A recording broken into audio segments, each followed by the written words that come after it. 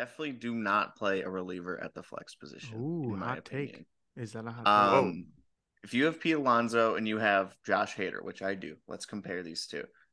Pete Alonso is going Flex. to play. He is going to play 3, 4 games in a game week. Josh Hader he could also sit on the bench if the Padres get shut out 3 games, 4 games in a row. Not saying either's going to happen, but that guaranteed start for me is that tipping point for playing a pitcher.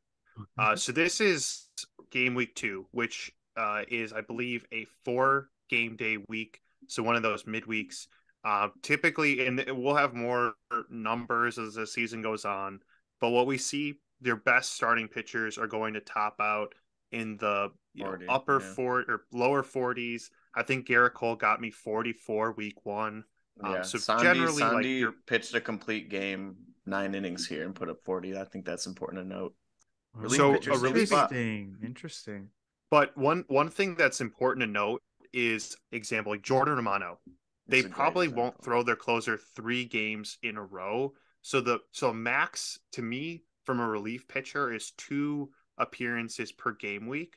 We are seeing them put up very comparable numbers to a starting pitcher. But again, when we start to look at hitters, it's quickly obvious where the ceiling is. So for example, the best pitchers were topping out in the mid to low 40s. We had, let's see, how many. This is just corner infielders. We had probably about a dozen, maybe 15 players, maybe more. I can't count. That Reach that seems about right. threshold Yeah, at that 15. single That was position, just maybe corner. a little Yeah, bit less.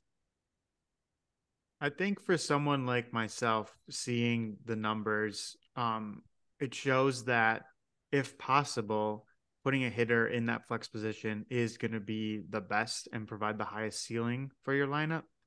But also, I know that I have a set of limited cards that are competitive and a set that are definitely less competitive.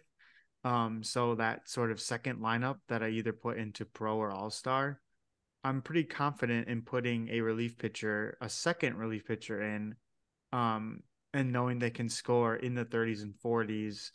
But I think if you don't really have another option, another relief pitcher isn't the worst thing.